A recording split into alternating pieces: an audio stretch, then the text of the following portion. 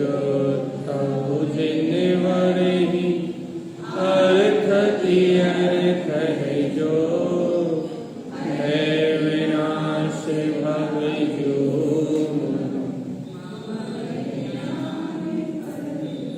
देखो गुरु को धन को भगवान श्री ज्ञान समुच्चय जी परमानंदे परम ज्योति चिदानंद जिज्ञानमयम्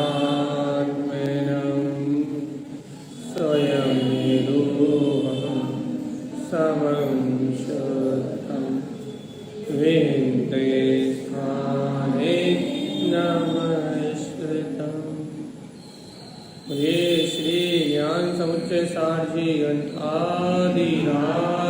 की है।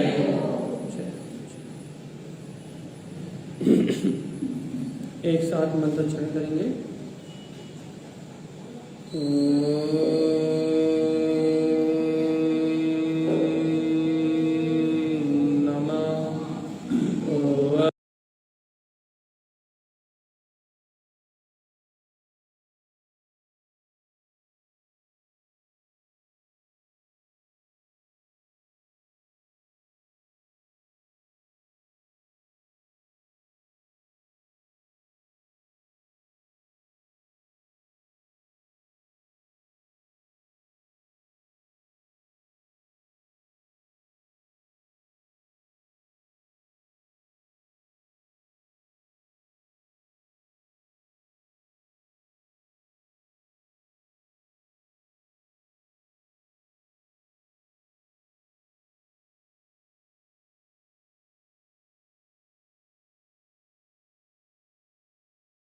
जी जहाँ आचार्य श्रीमद जी तारा स्वामी आत्मज्ञान की रमणता का उपदेश दे रहे हैं और अपना विषय चल रहा है शुद्ध भोग और अशुद्ध भोग।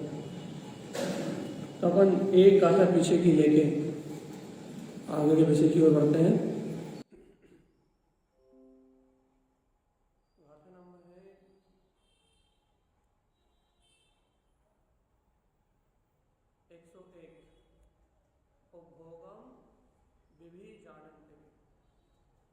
जो आत्मज्ञानी श्रावक है या जो सम्यक दृष्टि श्रावक है भैया, वे जानते हैं कि आगम में उपभोग के अनंत भेद हैं। शुद्ध भोग के अशुद्ध भोग के आगम में अनंत भेद है।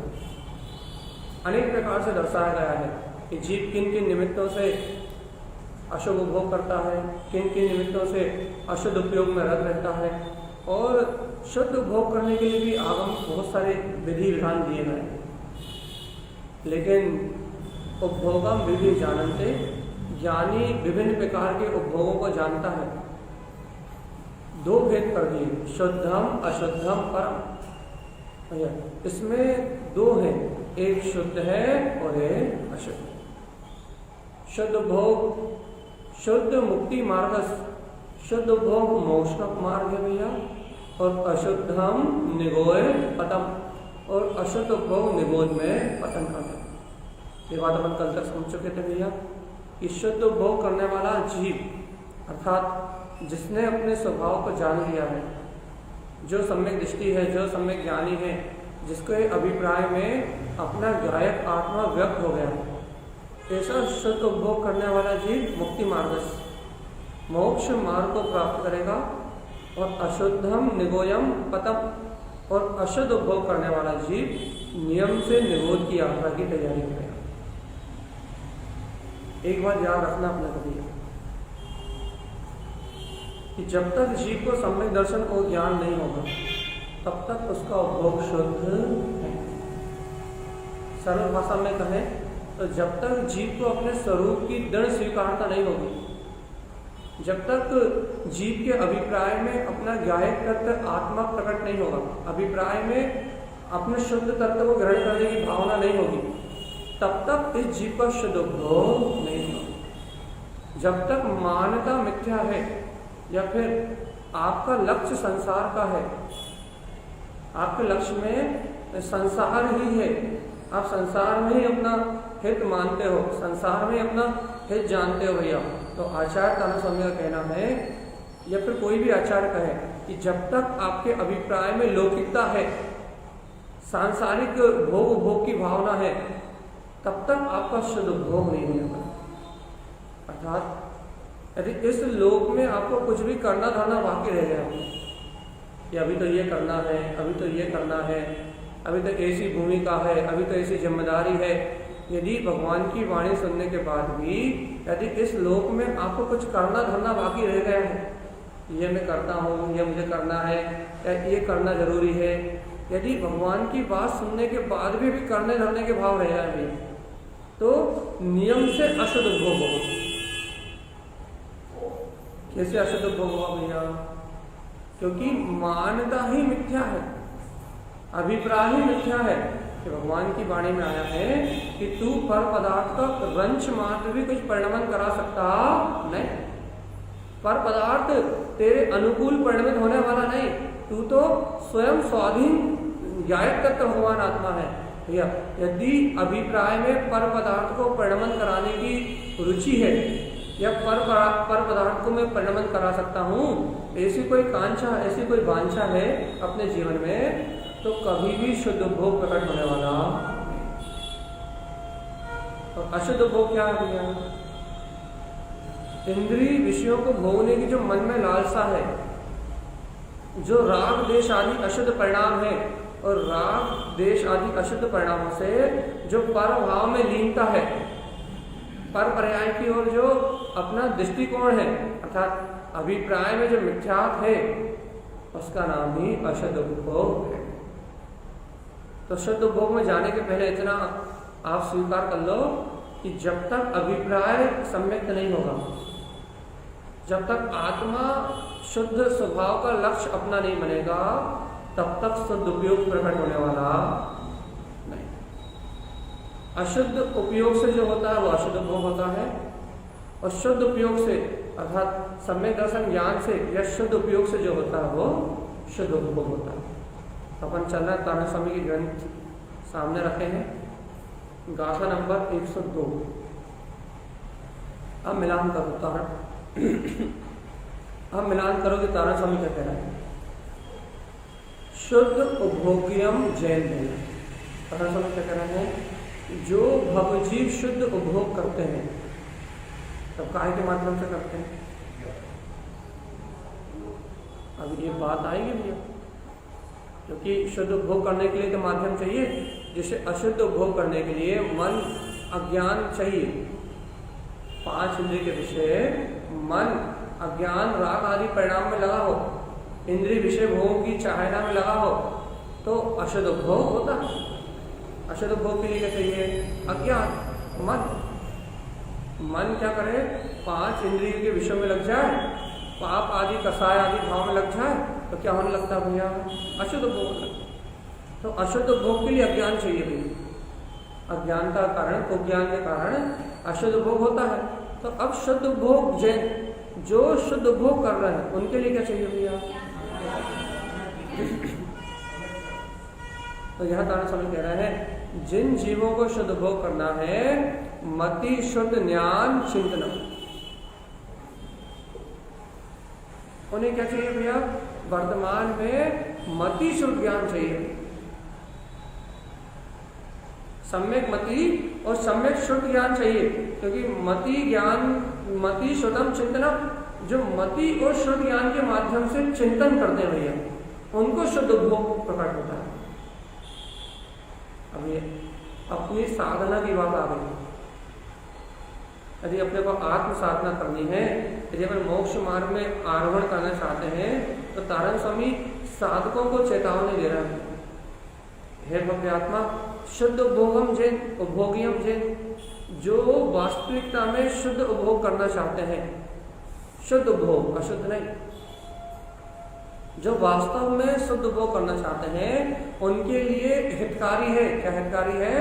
मति और शुद्ध ज्ञान से चिंतन, वो मति शुद्ध ज्ञान से चिंतन करेंगे, या फिर ऐसे कहें मति शुद्ध ज्ञान की निर्मलता का चिंतन करें।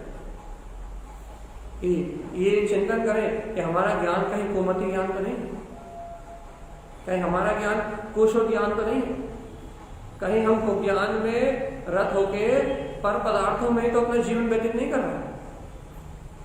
राग देश मोह आदि कर्तव्य भावनाओं में कहीं हमारी जिंदगी की इतनी सीधी तो नहीं हो रही है, कहीं हमारा जीवन अज्ञान के अंधकार में तो डूबता नहीं जा रहा। ऐसा चिंतन करो। क्या चिंतन करें? मति शुद्ध ज्ञान चिंतनम, कि हमारे मति और शुद्ध ज्ञान की निर्मलता हुई कि नहीं। मति ज्ञान क्या है? संक्षेप में आपने सुना है इंद्रिय और मन के जो आश्रय से होता है मति ज्ञान, व्यवहार परिभाषा। आत्मा की धारणा का नाम मति ज्ञान, जो जीव धारण करता है उसका नाम मति ज्ञान। इंद्रिय और मन की सहायता से जो होता है वो कुमति भी हो सकता है, लेकिन आत्मा को धारण करके आत्म तत्व को स्वीकार करके जो होता है वो सुमति ही होता है। मति ज्ञान क्या भैया?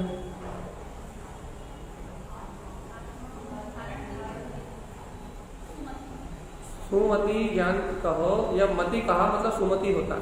कुमति कहा मतलब वो आत्मा से विपरीत, और मति कहा मतलब आत्मा के आश्रित, आत्मा से प्रकट हुआ। कुमति मतलब विपरीत, मिथ्यात् सहित, जिसमें तत्व का सहकार नहीं है, जिसमें वस्तु की यथार्थ वस्तु स्वभाव की यथार्थ प्रकटता नहीं है, वो हो गया कुमति। और कुमति किसके आश्रय से होता है? वो पर के आश्रय से होता है, ठीक है ना। लेकिन यहाँ तारण स्वामी कह रहा है मति, तो मति ज्ञान किसके आश्रय से होता है? वो आत्मा के आश्रय से प्रकट होता है। तो मति ज्ञान की परिभाषा क्या भैया? देखो, अव्यय आवाज धारणा ये भेद है, मन और इंद्रियों के निमित्त से जानने में आता है, ये सब परिभाषाएं हैं। लेकिन सरलता से यदि आप मति ज्ञान को जानना चाहते हो तो जो आपकी धारणा है उसका नाम मति है। यदि आपकी धारणा जिनेंद्र भगवान के वचनों के अनुसार है, जैसा अपना त्रिकालिक स्वभाव है, इस स्वभाव के अनुरूप आपकी धारणा है तो आपका ज्ञान सुमति है। और वस्तु स्वभाव से विपरीत आपकी धारणा है, वस्तु स्वभाव से विपरीत आपकी स्वीकारता है, तो अपना ज्ञान कुमति है। बताइए अपना ज्ञान सुमति है कुमति? अब सु और को अपन बोल रहे हैं, ऐसा कहें अपना ज्ञान मति ज्ञान है या कुमति ज्ञान? हाँ,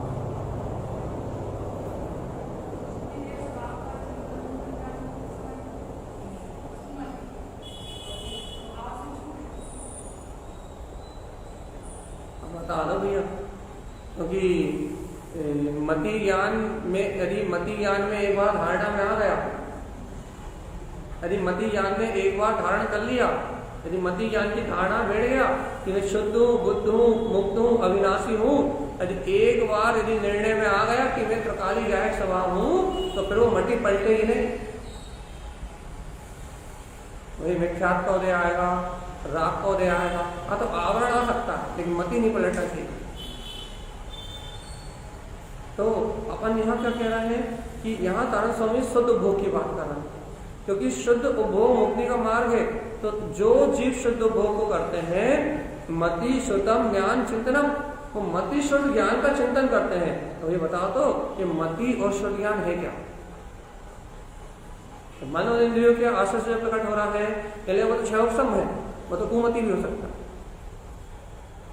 है। सम्यक मति अर्थात शुद्ध मति ज्ञान जिसे कहा गया, आत्मा के आश्रय से प्रकट हो, जिसमें आत्मा प्रत्यक्ष रूप जानने में आए, जिसमें आत्मा अनुभूति रूप प्रकट हुए, जिसमें मैं आत्मा ज्ञायक स्वभावी हूं ऐसा दृढ़ निश्चय हो, वो ज्ञान मति ज्ञान है। और तारण समय कह रहे हैं मति शुद्ध ज्ञान चिंतनम, यह भव्यात्मा मति शुद्ध ज्ञान से चिंतन करो। मति ज्ञान से क्या होगा भैया? मति ज्ञान से स्वभाव की धारणा होगी, और शुद्ध ज्ञान से क्या होगा? उसी का विशेषता से चिंतन होगा, शुद्ध का विस्तार होगा। जिन वाणी को जो आप मथ रहे हो, आत्मा की चर्चा सुन रहा है कि नहीं सुन रहा? ये सब शुद्ध ज्ञान का विस्तार है कि नहीं है? मैं आत्मा हूं ऐसा निश्चय तो एक बार मति ज्ञान में हो गया, यदि हुआ है तो, यदि सम्यक मति ज्ञान आपको हुआ है तो मैं आत्मा हूँ, मैं शुद्ध आत्मा हूँ, मेरा इस संसार में जन्म मरण नहीं होता, ये संसार इंद्रिय विषय मेरे नहीं है। यदि आपको मति ज्ञान हुआ है, आत्मा के आश्रय से हुआ है, तो उस मति ज्ञान में एक बार धारणा में प्रतीति में आ गया। क्या प्रतीति में आ गया?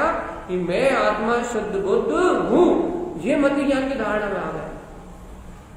अब यदि किसी जीव की बुद्धि सम्यक्त हुई है, यदि किसी जीव की मति सम्यक्त हुई है, यदि कोई जीव शुद्ध उपभोग के लिए आगे बढ़ा है, तो अब क्या होगा भैया? शुद्ध ज्ञान चिंतनम क्या करेगा? जिनवाणी के माध्यम से कहो, जिनेन्द्र भगवान की जो वाणी है, जो वस्तु स्वरूप है, उसके माध्यम से कहो, या फिर अपने आत्मा के चिंतन के माध्यम से कहो, वो शुद्ध ज्ञान के माध्यम से क्या करेगा? उस तत्व का चिंतन करेगा। ये शुद्ध उपभोग करने वालों की निशानी।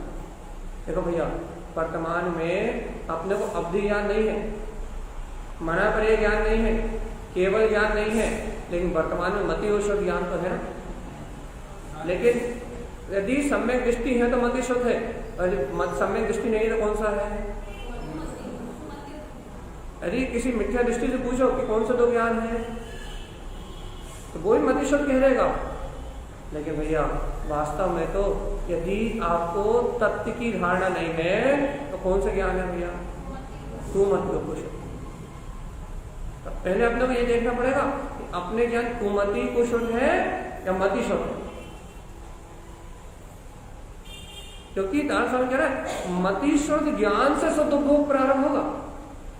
कुमति और कुशुद्ध ज्ञान जब तक रहेंगे तब तक शुद्ध उपभोग नहीं होने वाला। क्यों? क्योंकि कुमति और कुशुद्ध ज्ञान आपको इंद्रिय विषयों में ले जाएंगे, कर्म धारा में एकत्र कराएंगे। जब तक कुमति और कुशुद्ध ज्ञान रहेंगे, जब तक आपको इंद्रिय और इंद्रिय के विषय रुचिकर लगेंगे।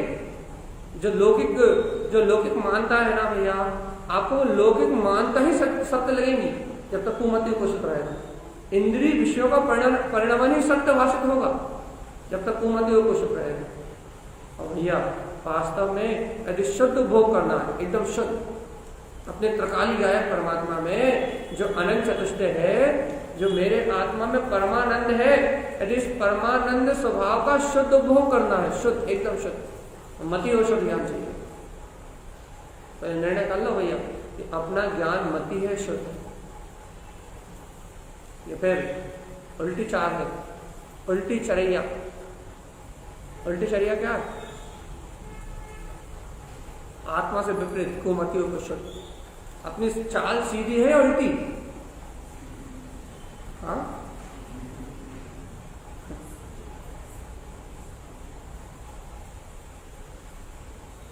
चलिए बताओ, यदि सीधी चाल है तो सदुपभोग होगा, चाल उल्टी है तो अशुद्ध उपभोग होगा। यदि वर्तमान में भगवान की वाणी सुनने के बाद भी यदि तत्व का निश्चय नहीं हो रहा, शुद्ध तत्व का पूर्ण निर्णय नहीं हो रहा, बल्कि शुद्ध तत्व के निश्चय से या शुद्ध तत्व के निर्णय से विपरीत कुमतियों को शुद्ध ज्ञान में आचरण हो रहा है, उल्टी मति चल रही है, इंद्रिय विषयों के चिंतन में मन लगता है, घर पुत्र परिवार की चिंता में मन लगता है, आत्म चिंतन में नहीं, तो फिर उल्टी चाह, उल्टी गंगा बह रही, कुमति ज्ञान।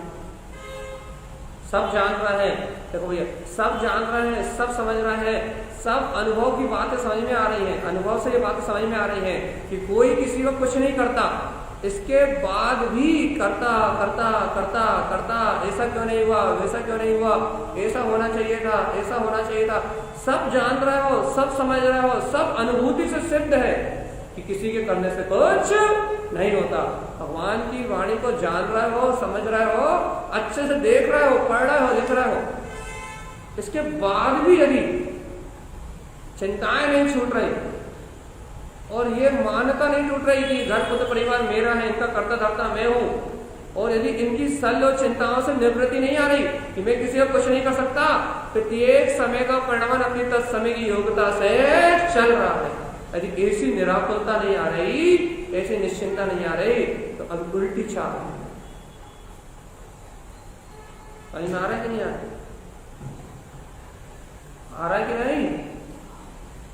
यदि सब जानने के बाद, सुनने के बाद, सब समझने के बाद भगवान की वाणी को स्वीकार करने के बाद, भगवान की वाणी को अनुभव प्रमाण जानने के बाद, ये अनुभव प्रमाण जान रहे हो कि आत्मा, शुद्धात्मा ही सत्य है। ये जैवंत स्वरूप, ये जो आत्मा दिखाई दे रहा है, ये आत्मा ही सत्य है।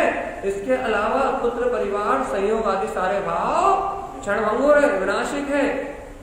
जान रहे हो कि कर्मोदय जन्म इनका परिणमन हो रहा है, इसके बाद भी इसने ऐसा क्यों नहीं किया, ऐसा क्यों नहीं हुआ, ऐसा होना चाहिए था, ऐसा क्यों नहीं हो पा रहा। इसके बाद भी यदि इस प्रकार के मिथ्या चिंतन में लगे हो और मिथ्या धारणा में लगे हो कि मैं बदल सकता हूं या इसने मेरा कुछ बिगाड़ लिया, यदि आपकी धारणा मिथ्या है और आपका चिंतन मिथ्या है, भगवान जी अभी भी आप स्वभाव से विपरीत चल रहे हो। और स्वभाव से विपरीत चलने का मतलब है अशुद्ध उपभोग। हाँ कि ना? चलिए बता दो भैया, हमें आगे बढ़ना है। क्या हो? कुमति या कुशुद्ध या मति शुद्ध?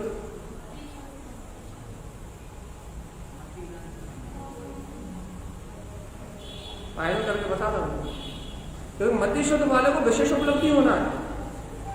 देखो आप उपलब्धि से गिना रहे, आपको देखो उपलब्धि गिना रहे। शुद्ध उपयोग, शुद्ध उपभोगियम जैन, जो भवजीव शुद्ध उपभोग करते हैं। मति शुद्ध, वो मति और शुद्ध ज्ञान से चिंतन करते हैं भैया, काय का, अपने तत्व का, अपने स्वभाव का, मति शुद्ध ज्ञान की निर्मलता का चिंतन करते हैं। इससे क्या होता है? अवधि ज्ञान का अंकुरण हो जाता है। मन पर्यायम शुद्धम, शुद्ध मन पर्याय ज्ञान उपलब्ध होता है भैया। और केवलम भाव संयुक्तम, और वो अपने शुद्ध केवल ज्ञान में स्वभाव से संयुक्त होकर पूर्ण दशा को प्राप्त कर लेते हैं। लेकिन कौन? शुद्ध उपभोगम जैन, जो शुद्ध उपभोग कर रहा है। मति शुद्ध ज्ञान चिंतनम, जो वर्तमान में दो ज्ञान है भैया, मति ज्ञान और शुद्ध ज्ञान।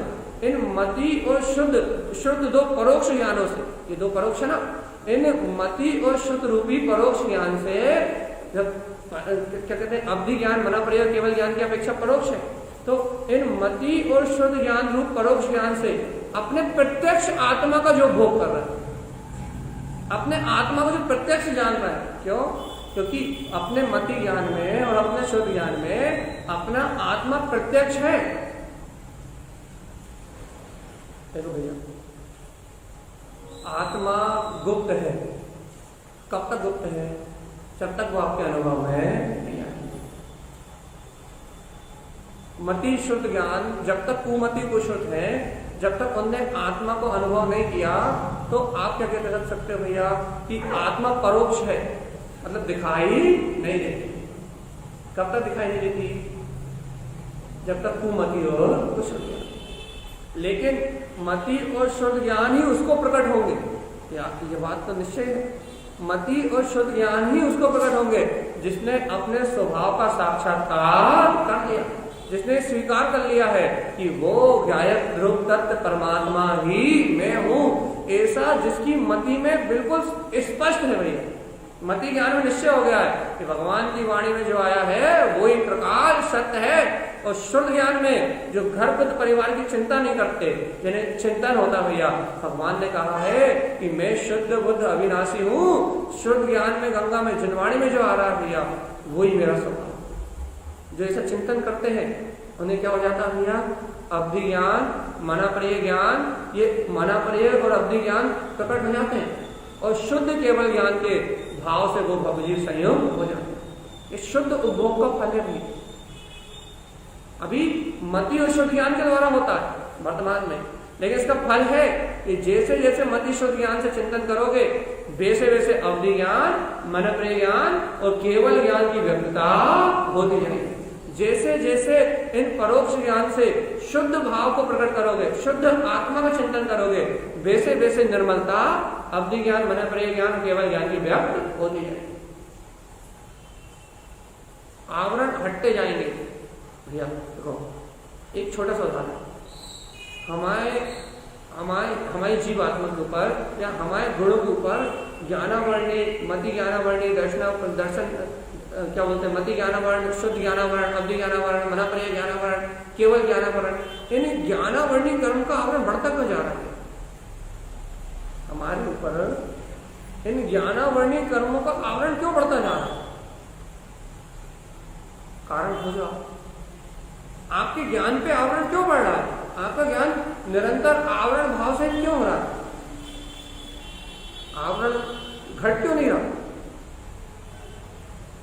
भैया, आपका ज्ञान का आवरण जब घटता, जब आप अपने ज्ञान स्वभाव का सहकार कर दे, और अपन अनादिकाल से पुद्गल इंद्रिय विषयों का सहकार कर रहे हैं, पर पदार्थों का सहकार कर रहे हैं, तो ये पर पदार्थों का सहकार ही तो ज्ञान पे आवरण बढ़ा रहा है।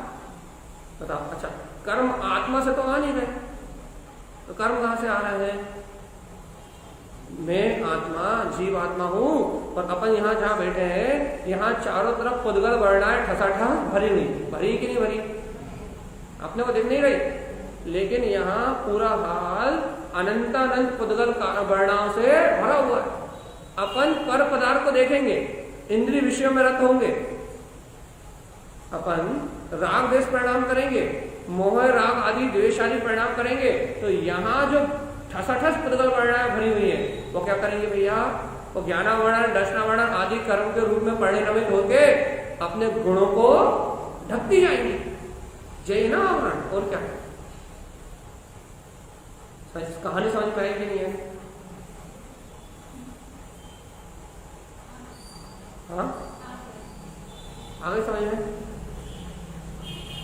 आई कि नहीं आई? कहानी समझ में नहीं आई तो बता लो, फिर से सुना देंगे, और नहीं तो फिर पूछ लेंगे, तो फिर मत बोलना कि नहीं आई। कहानी समझ में आई? मैं जीव हूं, चारों ओर ठसाठस पुद्गल वर्णाएं भरी हुई। आपने जहां पर के संयुक्त परिणाम करा, इंद्रिय विषयों में परिणाम करा, परोन्मुख दृष्टि से आपने राग आदि, देश आदि, कर्तत आदि, भोक्तत आदि कोई भी परिणाम करा, तो क्या होगा? तत्काल ये पुद्गल वर्णाएं कर्म रूप परिवर्तित हो गए। कर्माण वर्णाएं जिसे कहते हैं आगम की भाषा में, कर्म रूप परिणमित होके आपके आत्म प्रदेशों में आके ठहर जाएंगी, और यही घातीय कर्म है, यही अघातीय कर्म है, यही भाव कर्म है, यही नो कर्म है। कहां आकर ठहर जाएंगी? आपके आत्म प्रदेशों में। और इससे क्या होता, बढ़ रहा है निरंतर आवरण। काय पे आवरण बढ़ रहा है? आत्मा के अनंत गुणों पे। तो अब ये बताओ, आपके ज्ञान पे आवरण क्यों बढ़ रहा है? क्यों बढ़ रहा? साफ साफ आपके ज्ञान, आपको ज्ञानावरणी कर्म का आवरण बढ़ क्यों रहा है?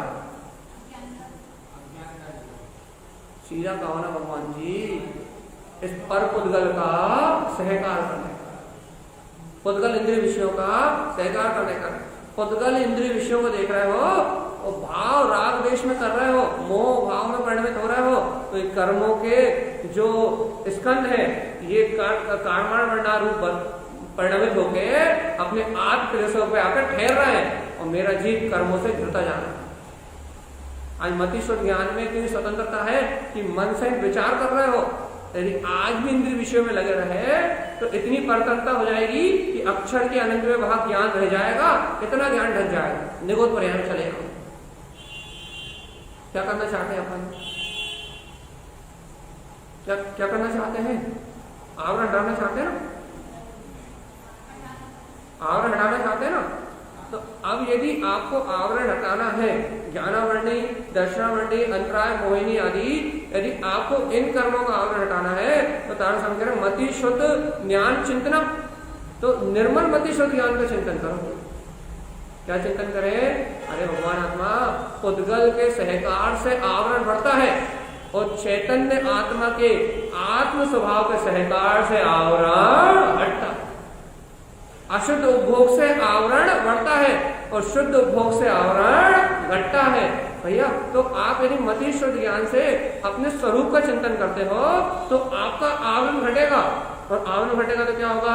अवधि ज्ञान की प्रकटता हो जाएगी, या फिर मनापर्य ज्ञान उपलब्ध हो जाएगा, या फिर भैया तारण स्वामी कह रहे हैं पूर्ण केवल ज्ञान का भाव अनुभव में आ जाएगा। तुम पूर्ण केवल ज्ञान में अरिहंत सिद्ध दशा को उपलब्ध हो जाओ। लेकिन कब? मति शुद्ध ज्ञान चिंतनम। जब मति शुद्ध ज्ञान से आप अपने स्वरूप का साक्षात्कार करोगे तब इसका नाम है शुद्ध भोग। अब बताओ कौन सा भोग अच्छा लग रहा है? हाँ,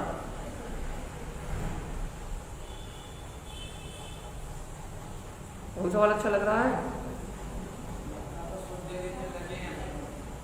ऐसा कैसे हो सकता?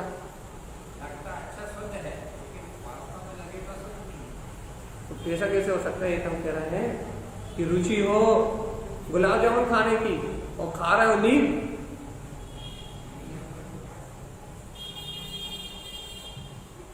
तो रुचि हो गुलाब जामुन खाने की, तो गुलाब जामुन सामने रखे हो लेकिन अपन खा रहे हो नीम, ऐसे कैसे हो सकता?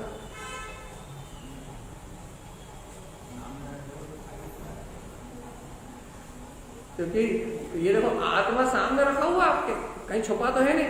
और अब तो और सरल हो गया, इस जिनेन्द्र भगवान की वाणी में ये समझो आपको आपके सामने रखा नहीं दिख रहा, तो ग्रंथ में सामने रखा हुआ, ठीक है ना। आत्मा आपके सामने रखा हुआ है, अनंत गायक पद आपके सामने रखा है, आपकी मुक्ति का मार्ग आपके सामने रखा है भैया। और अपने को शुद्ध भोग ही अच्छा लग रहा है, मति शुद्ध ज्ञान की निर्मलता से अपने पूर्ण केवल ज्ञान की प्रकटता का मार्ग ही सुखदायी लग रहा है भैया, कि वास्तविक आत्मा सुख तो इसी से। और सामने चेतन में आत्मा रखा हुआ है, और ये भी निर्णय हो रहा है, यथार्थ में ये भी निर्णय हो रहा है कि पुद्गल के भोग कर्माधीन है, इन भोगों को भोगने वाला मैं नहीं हूं, किसी की चिंता से कोई काम होने वाला नहीं है, जगत का सारा परिणाम अपने तत्समय योग्यता चल रहा है। ये अनुभव प्रमाण जान रहे हो, उसके बाद भी राग देश का भूसा खाने के लिए जा रहे हो, सामने रखा हुआ गुलाब जामुन ये आत्मा ग्रहण नहीं कर रहे हैं। नहीं है समझ में? सामने रसगुल्ला रखा है, पसंद भी है, लेकिन ये कैसी अज्ञानता है कि वो सामने रखे हुए गुलाब जामुन को खा नहीं रहे, उस रसगुल्ले को खा नहीं रहे, और भैया क्या कर रहे हो? वो घास फूस वो चरने के लिए निकल जा रहे हैं। और पक्का पता है कि कुछ रत्ती भर भी इधर से उधर कुछ होने वाला नहीं है। कितनी भी कर्तव्य बुद्धि लगा ली जाए, कितना भी भोक्तत्व का भाव कर लिया जाए, कितना भी पर्याय को बदलने की कोशिश कर ली जाए, एक ठेवा नहीं लगने वाला। पता है कि इतना सा भी अंतर आने वाला नहीं है। कितनी खोपड़ी चला ली जाए, कितनी ही चिंता कर ली जाए, लेकिन एक समय की पर्याय बदलने वाली नहीं, पक्का पता है। उसके बाद भी गुलाब जामुन सामने रखा भैया, ये गायक परमात्मा सामने खड़ा हुआ है कि हे भव्य आत्मा स्वीकार कर और आनंद में हो जा। मति ज्ञान की धारणा में ले कि मैं गायक तत्व भगवान आत्मा हूँ, और शुद्ध ज्ञान से जनवाणी का चिंतन करते हुए, अपने स्व आत्म पद का चिंतन करते हुए, और अब भी मन प्रिय ज्ञान की प्रकटता करके पूर्ण केवल ज्ञान भाव को प्राप्त कर। सामने गुलाब जामुन रखा है, खा जाओ। भैया आप कह रहे हो ये गुलाब जामुन पसंद ही नहीं है, अब तो घास फूस खाते खाते तो चारा खाने की आदत पड़ गई, खाली चुनी खाने की आदत पड़ गई, अब कुछ नहीं कर सकते। देखो मार्ग तो ऐसे ही भैया, देखो हम एक कथा और आगे बढ़ा देते हैं, आपको विषय स्पष्ट हो जाए। अब तारण स्वामी से कोई ने पूछ लिया होगा, तारण स्वामी ये मति शुद्ध ज्ञान का चिंतन कैसे होता है? आपने बता तो दिया कि मति शुद्ध ज्ञान से चिंतन करो, मति शुद्ध ज्ञान से आप आराधना करो, तो मति शुद्ध ज्ञान से आराधना करोगे तो शुद्ध भोग होगा, तो शुद्ध भोग होगा तो ज्ञानावर्णीय कर्म का क्षयोपशम हटेगा, अर्थात क्षयोपशम भाव बढ़ेगा, अर्थात आवरण घटेगा, क्षयोपशम बढ़ेगा, और अब्धि ज्ञान, मनप्रिय ज्ञान और पूर्ण केवल ज्ञान की प्राप्ति हो जाएगी। ये बात तो समझ में आ गई, लेकिन मति शुद्ध ज्ञान का चिंतन कैसे करें? तो अब उन्होंने कहा अक्षर स्वर व्यंजन जय पद शुद्ध चिंतनम सदा। कैसे करें भैया? अक्षर के माध्यम से, स्वर के माध्यम से, व्यंजन के माध्यम से, इन पदों के माध्यम से शुद्ध चिंतनम सदा। हमेशा जिनवाणी का चिंतन करो ना भैया, क्योंकि जिनवाणी अक्षर में है, स्वर में है, पद में है और व्यंजन में है। ये जो जनवाणी कही है, आचार्य ने जो वाणी कही है, कैसी है? अक्षर, स्वर, व्यंजन और पद में है। इस जनवाणी का चिंतन करो ना सदा, यही तो मति शुद्ध ज्ञान की निर्मलता। अभी आपको जिन वचनों का चिंतन हो रहा भैया, अक्षर मतलब क्या है? इन अक्षरों से यदि आपको अक्षय स्वभाव की याद आ रही थी, अरे मैं तो अक्षय स्वभावी आत्मा हूं, इस ब्रह्मांड में कोई भी मेरा क्षय कर सकता नहीं है। अक्षय, अक्षर का क्या अर्थ है भैया? अक्षर की उत्पत्ति कैसे हुई? जिसका क्षरण ना हो वो अक्षर, जिसको नाश ना किया जा सके, अविनाशी ज्ञान की जो व्यक्तता करता हो उसका नाम अक्षर। अक्षय पद जिसमें झलकता हो उसका नाम अक्षर है। तो जनवाणी के अक्षर में आपका अक्षय पद तो झलक रहा है, आ से आत्मा, आ से आत्मा क्या झलक रहा है? आत्म स्वभाव कैसे झलक रहा है? तो नारायण स्वामी की बात सीधी सीधी भैया, अक्षर के माध्यम से अक्षय पद को देखो, स्वर के माध्यम से, अरे देखो तो करोड़ों सूर्य के समान प्रकाशमान, ये सम्यक ज्ञान का सूर्य केवल ज्ञान प्रकाश में ये सूर्य समान तुम्हें आत्मा कर। अरे ये धरती पे जो सूर्य प्रकाश करते हैं वो तो विमान है, वो तो कर्मों के उदय है, वो किरणें तो सब कर्मों का परिणाम है। लेकिन भगवान आत्मा जो लोकालोक को प्रकाशित करता है वो केवल ज्ञान में सूर्य, तो ये आत्मा है कि नहीं? तो जनवाणी में ऐसे ज्ञान सूर्य का उदय हो रहा है कि नहीं हो रहा? सम्यक ज्ञान में सूर्य का उदय हो रहा है कि नहीं हो रहा? अनादि काल से अंधकार में थे, ये नहीं जानते थे कि मैं केवल ज्ञान स्वरूपी आत्मा हूँ, मैं सुख स्वभावी आत्मा हूँ। लेकिन इस भगवान की वाणी, ये भगवान के स्वर सुनते सुनते ज्ञान का सूर्य खिला कि नहीं खिला? जनवाणी सुनते सुनते आत्मज्ञान का सूर्य प्रकट हुआ कि नहीं हुआ? नहीं हुआ।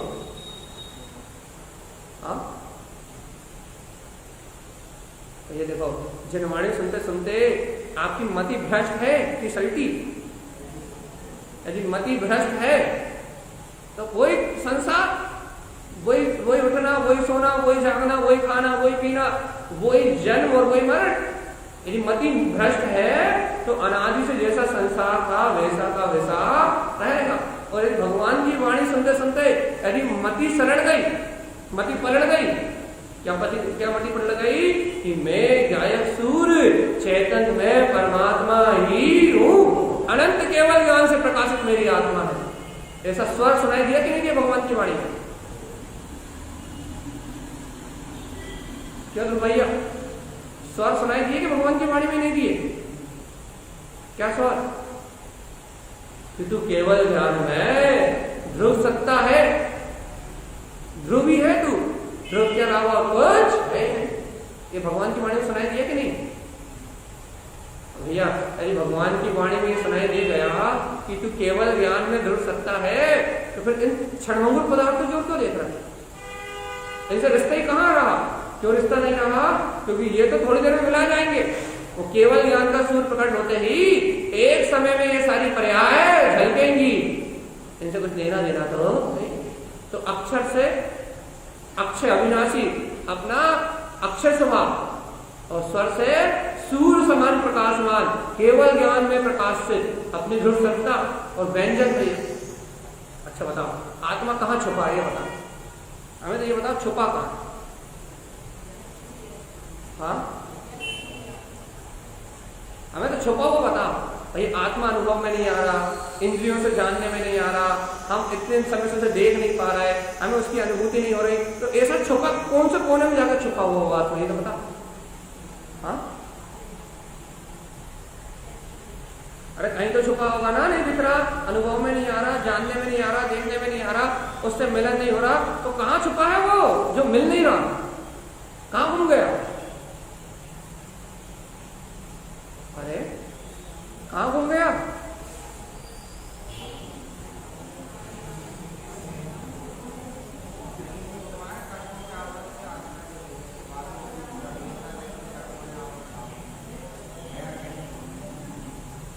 कहीं घुमा तो नहीं, घर तो नहीं छोड़ा है, रास्ते में आता तो जेब से गिर तो नहीं गया? हाँ, नहीं गिरा। सारांश स्वामी यही तो कह रहा है भैया, अक्षर से अक्षय स्वरूप, स्वर से सूर्य समान प्रकाशित और व्यक्त से अनंत सिद्ध स्वरूप रूप व्यक्त ही है। केवल ज्ञान पद में व्यक्त ही है।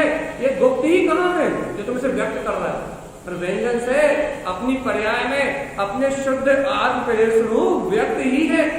ये अपने शुद्ध आत्म प्रदेशों से कहीं बाहर जाते नहीं है, अपने शुद्ध गुणों से बाहर कहीं जाते नहीं है। व्यंजन से अपने व्यक्त स्वभाव जैन जो जानते हैं, अक्षर से अक्षर स्वरूप को, स्वर से सूर्य समान प्रकाशित आत्मा को, व्यंजन से केवल ज्ञान में प्रकट अपने व्यक्त स्वभाव को जैन जो जानते हैं, क्या जानते हैं? पद कि ये शाश्वत सिद्ध पद ही मेरा पद। ऐसे जिनवाणी के मेरा पद ये सांसारिक पद नहीं हो सकते, ये लौकिक पद मेरे नहीं हो सकते। ये जो स्त्री पुरुष पर्याय आदि के जो पद दिख रहे हैं, ये पुण्य पाप में पद ये मेरे नहीं है। पद कौन सा पद? जो अनंत सिद्ध पद है, जो सिद्ध ही है, ये शाश्वत पद मेरा है। शुद्ध चिंतनम चिंतनम सदा, जो शुद्ध ज्ञान के माध्यम से ऐसा चिंतन करते हैं वो शुद्ध शुद्ध भोजन करते हैं। हाँ, सिद्ध समान सदा पद, जो ऐसा शुद्ध शुद्ध चिंतन करते हैं वो शुद्ध उपभोग करते हैं, शुद्ध उपभोग करते हैं। वो जो ऐसा शुद्ध शुद्ध चिंतन नहीं करते वो अशुद्ध उपभोग करके, तार सामने क्या कहा था? शुद्ध मुक्ति मार्गस, जो शुद्ध चिंतन करते हैं वो मुक्ति के मार्ग में आरोहण करते हुए अवधि ज्ञान, मना करे ज्ञान और केवल ज्ञान को प्रकट कर लेते हैं। वो जो ऐसा शुद्ध उपभोग नहीं करते, कुशुद्ध और कुमति और कुशुद्ध ज्ञान में लगे रहते हैं। अशुद्धम निगोय पतप, वो निगोध में चले। अब बता अपन कौन से वाले? हम तो शांत होकर बैठ जाए, अपन कौन से वाले?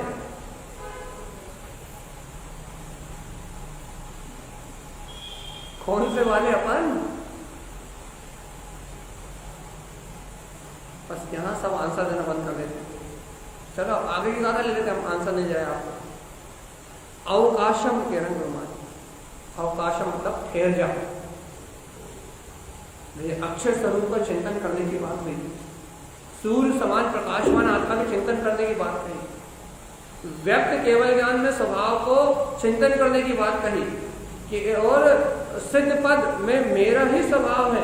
जिनवाणी के माध्यम से ऐसे शुद्ध ज्ञान का चिंतन करने की बात कही सदा। और इस चिंतन के माध्यम से क्या करना है? गुरु महाराज कह रहे हैं अवकाशम, ठहरना है। एक ही परीक्षा है, बस परीक्षा एक है। क्या परीक्षा है? अवकाशम ज्ञानमयम शुद्धम, कि इस प्रकार के चिंतन से तुम कितनी देर अपने ज्ञान में शुद्ध स्वभाव में ठहर पा रहे हो। बस यही परीक्षा है। इन चलने वाली पर पर्याय के बीच में, इस चलने वाले परिणमन के बीच में, इस राग देश के विकारी भाव के बीच में तुम ऐसे आत्म तत्व का चिंतन करते हुए अवकाशम ज्ञानमयम शुद्धम, कि आप कितनी देर अपने शुद्ध ज्ञान में स्वभाव में ठहर पा रहे हो, कितनी देर आपकी स्थिरता आ रही है, कितनी देर आप तत्व चिंतन में एकाग्र हो पा रहे हो, कितनी देर आपको स्वरूप का बहुमान आ रहा है, स्थिरता कितनी आई ये बताओ। याद कितना हो गया ये मत बताओ, पढ़ कितना ले ये भी मत बताओ, सुन कितना ले ये भी मत बताओ। तो फिर क्या बताओ कि इस आत्मचिंतन, अक्षय स्वभाव के चिंतन से प्रकाशमान सूर्य स्वभाव को देख के, व्यक्त केवल ज्ञान स्वभाव को देख के, अपने शाश्वत सिद्ध पद को देख के, जिन वाणी से आत्म पदों का चिंतन करते हुए अवकाशम ज्ञानमयम शुद्धम, आप अपने शुद्ध स्वभाव में कितनी देर ठहरे, या कितनी देर स्थिर हुए, या कितनी देर आपकी एकाग्रता बनी कि मैं शुद्ध हूं, मैं बुद्ध हूं, मैं अविनाशी हूं, मैं अक्षय सूर्य समान प्रकाशवान केवल ज्ञान में सिद्ध पद का धारी हूं। कितनी देर स्थिरता आई, कितना आनंद आया भैया। हाँ भैया देखो, अपन तो आत्मा शुद्ध आत्मा और परिपूर्ण परमात्मा है, अपना कहीं किसी से कुछ लेन देन है। आनंद में रहो, सुख पूर्वक जीवन जियो, आनंद भाव के साथ पूरा जीवन जियो और परमानंद को उपलब्ध होके इस संसार से छूट जाओ। शुद्ध भोग का फल। क्या भैया, जो वर्तमान जीवन है इसे भी आनंद के साथ जियो, ना किसी से कुछ लेना ना किसी से कुछ देना, ना तुम्हारी टेंशन हमें ना हमारी टेंशन तुम्हें।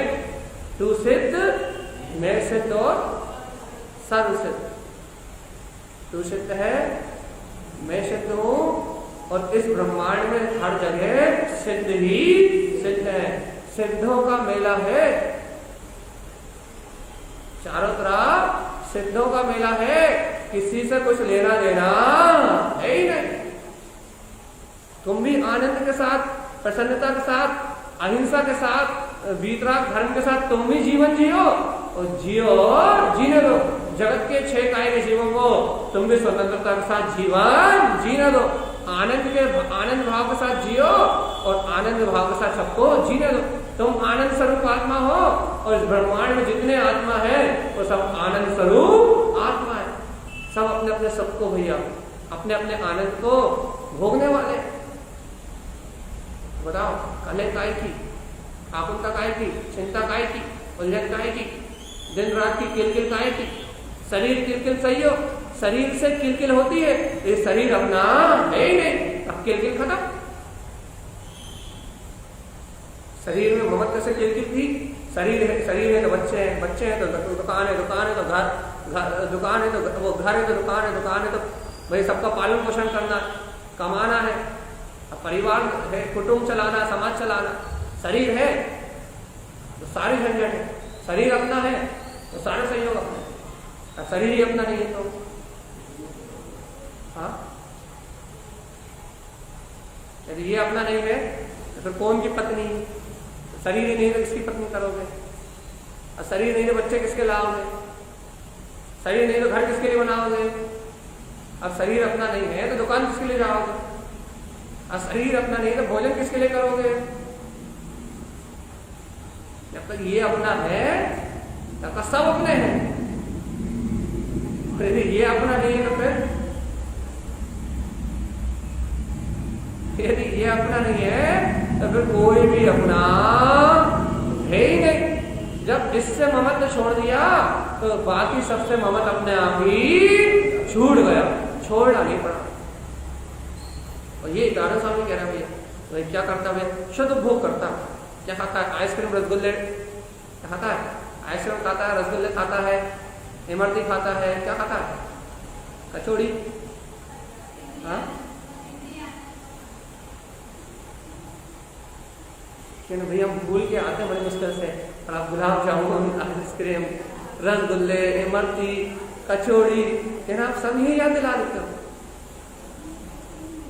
ना।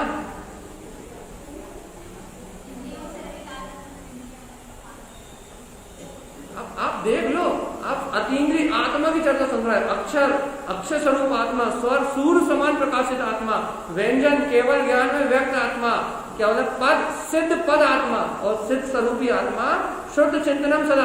और तारण समय कह रहा भैया श्रुत के माध्यम से ऐसी अविनाशी आत्मा का चिंतन करो जो अक्षय है, प्रकाशमान है, केवल ज्ञान में है, सिद्ध पद में, ऐसी आत्मा का चिंतन करो। और अब तो कचौड़ी का नाम लो, कचौड़ी का चिंतन होने लगेगा कि कल बनी थी कि नहीं बनी थी, कल बनेगी कि नहीं बनेगी, इमरती मिलेगी कि नहीं मिलेगी। वो आत्मा तो एक तरफ गई और कचौड़ी सामने आकर है। ये कुमति का कमाल है कि बात चल रही है आत्मा को व्यक्त करने की और दिखाई दे रही कचौड़ी, और यदि किसी की सुमति है तो अब बात चलेगी कचौड़ी की और दिखाई देगी आत्मा। चर्चा तो कुछ नहीं होता, हम कचौड़ी की चर्चा कर रहे हैं इससे कोई फर्क नहीं पड़ता, या हम आत्मा की चर्चा कर रहे हैं इससे कोई फर्क नहीं पड़ता। बात तो अपनी रुचि की है, शुद्ध अशुद्ध उपभोग की है। जिसे शुद्ध उपभोग करना है उसे कचौड़ी में आत्मा दिखाई देगी कि स्वाद लेने वाला तो आत्मा ही है। कचौड़ी तो एक समय की पर्याय है, अभी आएगी और चली जाएगी, और पुण्य उदय होगा तो आएगी और पाप उदय होगा तो कचौड़ी की पर्याय आएगी नहीं। लेकिन आत्मा तो अक्षय अनंत है, प्रकाशमान स्वरूप आत्मा तो अनादि अनंत है, केवल ज्ञान में सिद्ध स्वरूपी आत्मा तो अनादि अनंत है। ये तो सदा काल से थी और सदा काल रहेगी। शुद्ध चिंतनम सदा, यानी साधक ऐसे शुद्ध का चिंतन सदा करता है। इससे क्या होता है भैया, इससे क्या होता है, अवकाश ठहरता है, वो क्षण क्षण के लिए ठहरे, चाहे चिंतन करते करते चाहे 2 मिनट के लिए एकाग्रता बने, चाहे 5 मिनट के लिए बने, यदि विशेषता 10 मिनट के लिए बने, 15 मिनट के लिए बने, 1 सेकंड के लिए बने, 1 सेकंड के लिए बने, लेकिन वो क्या करता है, अवकाशम ज्ञानमयम शुद्धम, 1 सेकंड के लिए भी अपने शुद्ध ज्ञान स्वभाव में स्थिरता लेके आता है, बार बार अपने शुद्ध ज्ञान स्वभाव में स्थिर होता है। और गुरु महाराज कह रहे हैं उपभोगम ज्ञान उच्चते, इसको ज्ञान में उपभोग कहा हुआ है, आत्मज्ञान का उपभोग। भगवान शुद्ध उपभोग आत्मज्ञान के बल पे होता है और अशुद्ध उपभोग मन इंद्रिय के बल अर्थात अज्ञान के बल पे होता है। बताओ क्या चाहिए, कचौड़ी? अब नया सूत्र नहीं ला रहे, अब पुराने लगा रहे। मुक्ति या नुक्ति?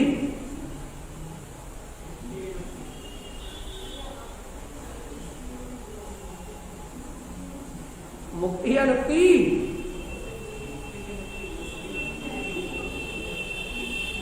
आप कुछ भी बोलो, हमें नुक्ति सुनाई देती, आपको तो पता ही नहीं। तो भगवान आत्मा कल भगवान जी थोड़ा सा प्रशांत मान जाओ नारायण स्वामी की थोड़ी सी बात, क्या उपभोगम ज्ञान उच्चते, अरे ज्ञान में उपभोग से मुक्ति मिलेगी। अज्ञान का भोग करते रहोगे, असहायों का भोग करते रहोगे, पर पदार्थों का भोग करते रहोगे, तो जैसे 4 गति में भटक रहे हो वैसे ही भटकते रहोगे। और सुनो, इन कर्म धाराओं के बीच में ही करना पड़ेगा, घर के बीच में करना पड़ेगा, दुकान के बीच में करना पड़ेगा, मकान के बीच में करना पड़ेगा, पुत्र परिवार के बीच में ही करना पड़ेगा। और इनसे निवृत्त होके अपने लिए समय निकालना ही पड़ेगा। और कब? रोटी बनाते समय भी। ऐसा नहीं एकांत में बैठ गए तो आत्मचिंतन, अरे रोटी बनाते बनाते उपादान और निमित्त की चिंतन करना पड़ेगा कि उपादान से कार्य होता है, निमित्त से नहीं होता। मैं करता हूँ और होने वाला परिणाम शरीर का अपनी योग्यता से हो रहा है और अक्षर स्वरूप आत्मा ये मेरा है। ऐसा चिंतन रोटी बनाते समय, दुकान चलाते समय और बात करते समय करना पड़ेगा। अब करना पड़ेगा शब्द देने पड़ रहा है, ऐसा चिंतन करना पड़ेगा। और यदि जिसे रुचि होगी तो वो कहेगा ऐसा चिंतन होता ही है, करना नहीं पड़ता, ऐसा चिंतन होता ही है, अपने आप ऑटोमेटिकली होता है। तो जिन्हें ऐसा चिंतन होता है तो उपभोगम ज्ञान उच्चते, उनका ज्ञान में उपभोग कहा गया है। श्री भगवान ने कहा है यदि तुम मति शुद्ध ज्ञान के बल से अपने ध्रुव स्वभाव का अक्षर स्वर व्यंजन से जिनवाणी के माध्यम से अपने शाश्वत पद का चिंतन कर रहे हो तो भव्य आत्मा अपना ज्ञान स्वभाव में जो स्थिरता आ रही है, ज्ञान स्वभाव में जो शुद्ध ज्ञान स्वभाव में जो एक समय के लिए भी एकाग्रता बन रही है, उपभोगम ज्ञान उच्चते, इसी को ज्ञान में उपभोग कहा। स्थिरता का नाम अर्थात तत्व की जो दृढ़ श्रद्धा हो रही ना, उसका नाम उपभोग है। एक समय के लिए जो एकाग्रता बन रही ना, उसका नाम उपभोग है। और ये शब्द पढ़ लो बहुत सारे, इसका नाम उपभोग नहीं। आत्मा से जो लगन लग रही है, आत्मा से जो प्रीति हो रही है, उसका नाम उपभोग है। और जहां आत्मा नहीं दिख रहा वो संसार है।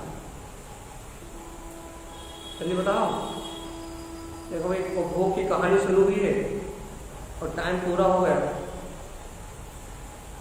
शुद्ध उपभोग की बात प्रारंभ हुई, अब तो समाप्त पे आई चर्चा। क्या कि भगवान आत्मा जब तक अक्षर स्वर व्यंजन और पद अक्षर से अक्षर स्वरूप न झलक जाए, भगवान की वाणी के एक एक शब्द में तुम्हें अपने ज्ञान में चेतना न दिखाई दे, वो कहे कि अनंत गुण में है तो तुम्हें अपने अनंत गुण झलक जाए। उनकी एक एक शब्द में स्वाध्याय करते समय एक एक शब्द में यदि वो अपना अक्षर स्वरूप जानने में ना आए, यदि जानने वाला नहीं होता तो इन शब्दों को जानना नहीं होता। क्या कह रहे हैं? स्वर, अरे एक एक शब्द में भगवान के स्वर में जो वाणी है, इसके एक एक स्वर में भैया यदि अपना प्रकाश ना दिखाई दे, सूर्य समान प्रकाश, भैया सुनो तो, यदि जनवाणी नहीं होती तो इस जन्म मरण के बंधन से कौन छुड़ाता? ये आत्मा का प्रकाश कौन झलकाता? यदि आत्मा में ज्ञान में प्रकाश करने की शक्ति नहीं होती तो ये जग तो 6 ग्रह तो पूरे अंधकार में ही है। आत्मा ज्ञान निकाल दो, फिर किसी को जान के बताओ। 6 द्रव्य की सत्ता नष्ट हो जाएगी, 6 के 6, एक भी नहीं रहेगा, ब्रह्मांड शून्य हो जाएगा। आप ज्ञान को निकाल के बताओ, आप प्रकाश को निकाल के बताओ, आप आंखों से ज्योति निकाल के दिखाओ, उसके बाद देख के बताओ। आंखों से ज्योति अलग कर दो, आंखें रहने दो, आंखों को वहीं का वहीं रहने दो, लेकिन आंखों से सिर्फ ज्योति अलग कर दो बस, फिर देख के बताओ।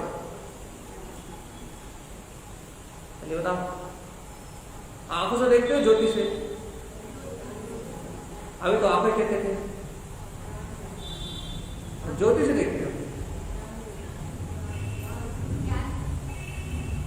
उपचार से भी यदि बनता है तो आंखों से नहीं दिखाई देता, ज्योति होती है उसमें और ज्योति से दिखाई देता। ऐसे ही भगवान आत्मा, स्वर, भगवान की वाणी, ये प्रकाश है। क्या कह रहा है? इस मन और इंद्रियों से दिखाई नहीं देता, ये मन इंद्रिय नहीं है।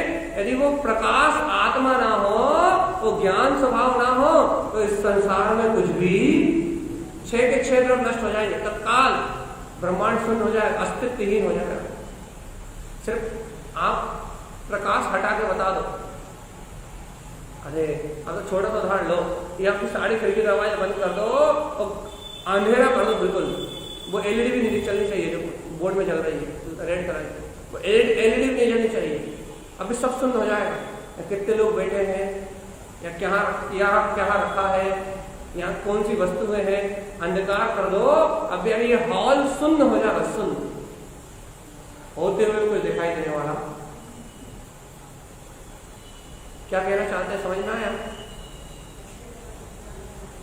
क्या कहना चाह रहे हैं?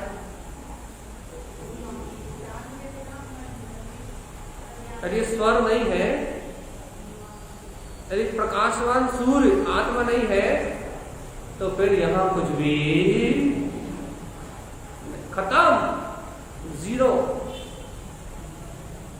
तो क्या होगा भैया? 2 बात की सिद्धि हो गई। अक्षय, स्वर मतलब प्रकाशवान सत्ता, व्यंजन है। अब बता दो भगवान आत्मा ये केवल ज्ञान में स्वभाव व्यक्त ही है। यदि गुप्त होता तो भगवान जी ज्ञानियों के अनुभव में कहां से आता? अज्ञानियों के लिए गुप्त है बस। अज्ञानी कहते हैं गुप्त है, क्यों कहते हैं? क्योंकि उन्हें इंद्रिय विषयों की रुचि है, पापों की रुचि है, कसाई की रुचि है। वो निरंतर पर भावों में, विषय कसाय में इतने रत है कि उन्हें सामने रखा हुआ आत्मा दिखाई नहीं देता। सामने आज तक जिस आत्मा ने इस जीव का संग कभी नहीं छोड़ा, वो आत्मा वो अनंत गुण दिखाई नहीं देते, और आज तक जो विषय भोग इसके हुए नहीं, वो रोज दिखाई देते। कल क्या खाया था वो भी याद है भाई, 10 साल पहले क्या हुआ था वो भी याद है, 10 साल बाद क्या होना चाहिए वो भी योजना बना रखी हुई है ना। पर पर्याय जो इंद्रिय विषय है, जो कभी इसके हुए नहीं, उनकी सूरत दिन रात मन में बसा के बैठा है, और क्या कह रहा है? आत्मा दिखाई नहीं देता। आचार्य भगवान कह रहा है कि देखो जिनेन्द्र भगवान की वाणी में तो व्यंजनम, आत्मा तो अपने केवल ज्ञान स्वभाव, अपनी शुद्ध पर्याय में व्यक्त है। भगवान की वाणी व्यक्त कर रही है कि तू ही है वो, तू ही है वो आनंद स्वरूप, तू ही है वो चिदानंद में, तू ही है वो ज्ञायक पद में, तू ही है वो शाश्वत सत्ता रूप। कौन? परमात्मा। तारा स्वामी की बात मान लो भैया।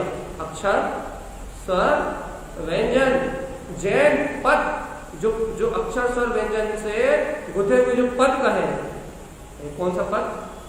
एक ही पद का, ज्ञायक पद, सिद्ध पद, जिस पद में किसी कर्म का प्रवेश, शुद्ध भोग करना है कि नहीं? अवक्ष से रुचि हटी कि नहीं हटी? अवक्ष से रुचि हटी कि नहीं हटी? मैं करता, मैं कराने वाला, मैं धरता, मैं धरने वाला, संसार की व्यवस्था चलाने वाला, इस अवक्ष से रुचि हटी कि नहीं हटी? हट गई। अवक्ष पदार्थों से रुचि हट गई कि नहीं हटी? या यदि अवक्ष पदार्थों से रुचि हटी हो, सावधान जीवात्मा, यदि अवक्ष पदार्थों से रुचि हटी हो, तो तारण स्वामी कह रहे हैं सावधान। क्या पद? एक पद अपना अविनाशी गायक पद भैया, शुद्ध चिंतनम सदा, जिनवाणी के माध्यम से या अपने शुद्ध ज्ञान के माध्यम से इन चारों की हमेशा चिंता करो, इनका चिंतन करो। क्या होगा? अवकाश, ठहरना होगा।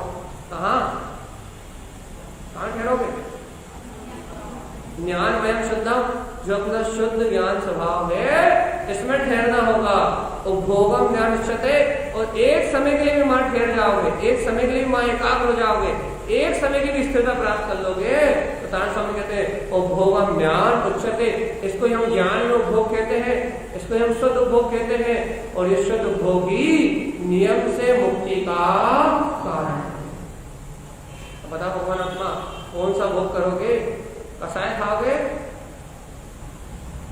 राग द्वेष कसाय खाओगे, पुण्य पाप खाओगे, शुभ अशुभ परिणाम खाओगे? नहीं, फिर क्या खाओगे? भोजन करा रहा है आपको, क्या लोगे आप? गुलाब जामुन लोगे, मिठाई लोगे, नमकीन लोगे, कचौड़ी लोगे, क्या लोगे? हाँ तो भैया एक सरल सी बात कह दे रहा है, ये कसाय पाप पुण्य ये कर्मों की लगी हुई थाली है। अच्छा सुनो, द्रव्य कर्म भाव कर्म नो कर्म की लगी हुई थाली है। कसाय राग द्वेष पुण्य निमित्त संयोग ये थाली है। ये थाली कर्मोदय से आपके सामने परोसी जाती है और अपन उस थाली से राग द्वेष विकारी भाव का भोजन कर लेते। अब कर्मोदय की थाली से ग्रहण करोगे, काय की थाली से? कर्मोदय जन्य थाली से एक समय की पर्याय से यदि अशुद्ध भाव को ग्रहण करोगे, कर्मोदय की थाली से ग्रहण करोगे तो काय का भोग होगा भैया?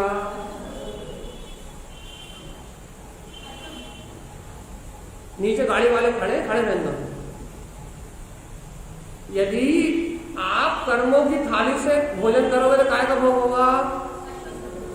अशुद्ध का।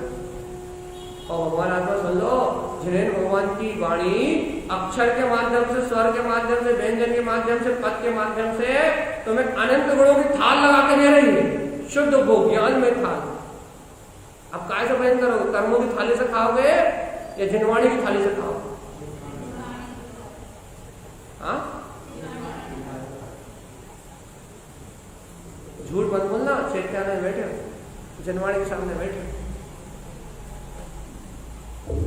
दो जगह से न्योता है भैया, बस खत्म कर रहे हैं आखिरी बात। आपको दो जगह से न्योता है, एक कर्मों का भी न्योता है, कर्मों की थाली लगी हुई है, कर्म भी न्योता दे रहा है कि आओ और हमें ग्रहण करो। वो कर्मों की थाली में सजी रखी है, वहां भी नाना प्रकार के व्यंजन है, राग के, देश के, कर्तव्य के, भोक्तव्य के, विषय के, वासनाएं के, नाना प्रकार के 143 कर्म प्रवृत्तियों से, आशा मन से जो अनंत कर्म बनते हैं, वहां भी अनंत पद परमाणुओं का आपको भोग लगा हुआ है। और यहाँ जिनवाणी में भी अनंत चतुष्टय में आत्मा, अनंत सब परमानंद विलासी, अनंत प्रकाशवान, वीतराग सत्ता, सिद्ध शाश्वत स्वरूप। जिनवाणी की थाली भी लगी हुई है, मतिशुद्ध ज्ञान की थाली में अच्छा प्रासुप अनंत चतुष्टय का भोजन रखा हुआ है। सम्यक दर्शन ज्ञान चारित रत्न भरे रखे हुए हैं और कर्मों की थाली में अनंत कर्मों का संसार भरा रखा है। अब आपको आमंत्रण दोनों जगह से, कहाँ जाओगे?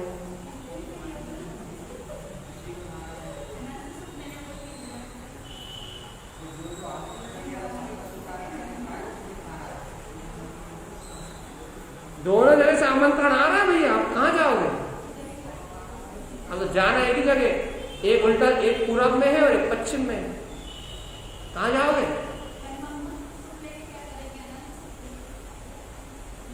अपने आप को समझा लेना है कि हम किसका आमंत्रण स्वीकार करेंगे। कल तक के लिए हम इसको निमंत्रण को पोस्टपोन कर रहे हैं, मतलब कल है निमंत्रण अपने, कल तक आप निर्णय करके आ जाए कि आप कर्मों की थाली में बैठ के अनंत संसार में, कसाय पाप में, अनंत कर्मों का आश्रय बन करके अनंत संसार में जन्म मरण करेंगे, या अनंत चतुष्टय की थाली में बैठ के, जिनवाणी की थाली में भोजन करके और परम सुख को प्रकट करेंगे। कल तक आप अपना निर्णय करके आ जाए कि आपको क्या चाहिए, आप कहाँ और क्या उपभोग करना चाहते हैं। अब शुद्ध उपभोग की चर्चा आगे करेंगे। और यदि आप कर्मों की बात करना चाहते हैं तो कल से अपन यहाँ शाम की क्लास रेसिपी की लगाएंगे। रेसिपी, ड्रेस कोड, कैसे कपड़े पहनना चाहिए, कौन सा अच्छा ड्रेस कोड है ना, और कैसे व्यंजन बनना चाहिए, स्वादिष्ट व्यंजन कैसे बनते हैं। कल से अपने शाम की क्लास रेसिपी की। अशुद्ध उपभोग करना है तो निंदा कैसे अच्छे से करी जाती है, पढ़ाई कैसे अच्छे से करी जाती है। तो कल से अपन अपनी क्लास बदल देंगे। भाई अशुद्ध उपभोग करना है, कल से अपनी क्लास बदल देते हैं। और शुद्ध उपभोग करना है तो कल से अपन फिर जिनवाणी की चर्चा करेंगे।